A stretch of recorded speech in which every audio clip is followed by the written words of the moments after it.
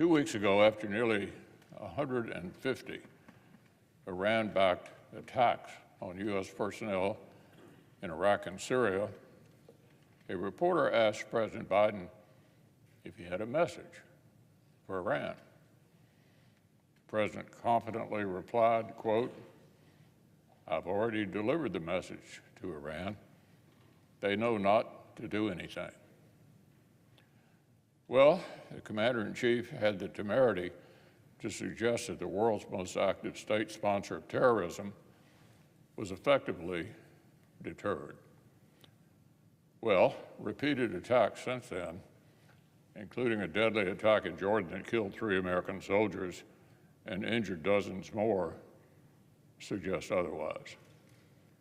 Sergeant William Rivers, Specialist Kennedy Sanders, and Specialist Breonna Moffett now rest with generations of brave Americans before them who've given their lives in service to our country.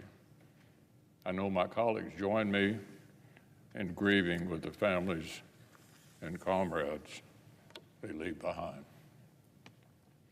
For 3 years, the threat of Iran-backed terror against American personnel and interests in the Middle East has been growing.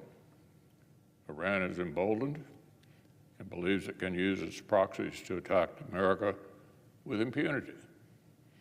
And the Biden administration has hastened this erosion of deterrence. Their public hand-wringing and fear of escalation sends exactly the wrong message to Tehran and other enemies of America. To paraphrase Henry Kissinger, when our primary objective becomes avoiding war or escalation, we're at the mercy of our most ruthless adversaries. The United States' objective is not to avoid escalation at all costs. If it was, the quickest way to achieve it would be to retreat and cede the whole Middle East to Iran.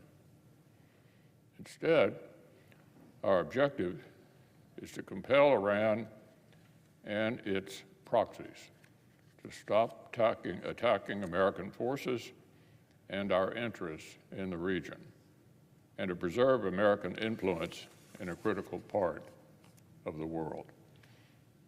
But to achieve this objective, we have to convince our adversaries that we are prepared to escalate and to threaten the interests that they hold dear.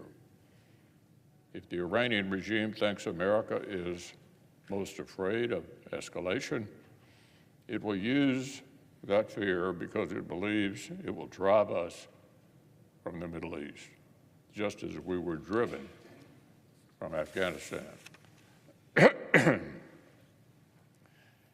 It was reasonable to hope that the eruption of proxy violence against American forces in the wake of October 7th massacre in Israel would convince the Biden administration to start seriously exercising American strength.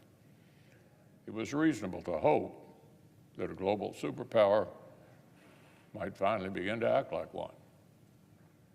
That hasn't happened yet, but perhaps the gut-wrenching tragedy of American casualties will finally wake this administration from its delusional approach to Iran.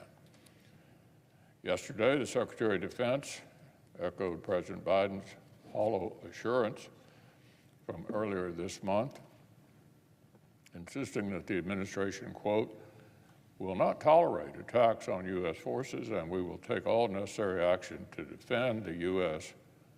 and our troops." Unfortunately, this sentiment isn't yet backed by any action. The fact that Iran's proxies have targeted Americans 166 times in the past 3 months demonstrates that the Biden administration is willing to tolerate attacks on U.S. forces.